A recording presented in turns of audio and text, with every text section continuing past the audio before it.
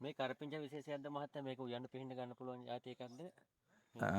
ඔව් ඇත්තටම මේක දැන් අපි ගත්තොත් දැන් කරපිංච දැන් මේ අපි කොලයක් පොඩි කරලා බලන්න ඒ වගේ ඒ සුවඳම තමයි එන්නේ කරපිංචම තමයි. එතකොට අපි මේකට අපි දන්නවා මේ වල් කරපිංච සහ මීගොන් කරපිංච කියලා දෙකක් තියෙනවා. ඒතකොට තෙත් කලා අපේ දකින්න පුළුවන් වනාන්තර ඇතුලේ දකින්න පුළුවන් කරපිංච විශේෂයක් තමයි මේක. අපි මේකට කියන මීගොන් කරපිංච කියලා. උයන්න පිහින්න ගන්නෑ. නෑ මේක පාවිච්චි කරන්නේ නැහැ. හැබැයි වාර්තා වෙනවා මේ ඖෂධීය වටිනාකමක් තියෙනවා කියලා. හැබැයි ඉතින් ඒක ගැන මගේ ලොකු දැනීමක් නැහැ. ඔව්. නෑ නෑ නෑ. මේකේ අනිත් විෂයත් ඒ තමයි දැන් අපි වනාන්තරයක් වගා කරනකොට දැන් අපි වියන් ස්තරයේ ශාක විශේෂ විතරයිනේ ගොඩක් වෙලාවට ටාගට් කරන්නේ.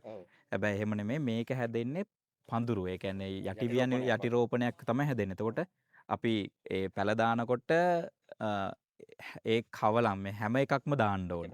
වියන් උඩ විතරක් නෙමෙයි යට තියෙන ස්පීසිස් දාන්න ඕන. මේක ඒම් 20ක් මේ වගේ ඒවා මේ ගොඩක් මේ මේක ඉක්මනට මේ පඳුරක් විදිහට වර්ධනය වෙන ශාකයක්.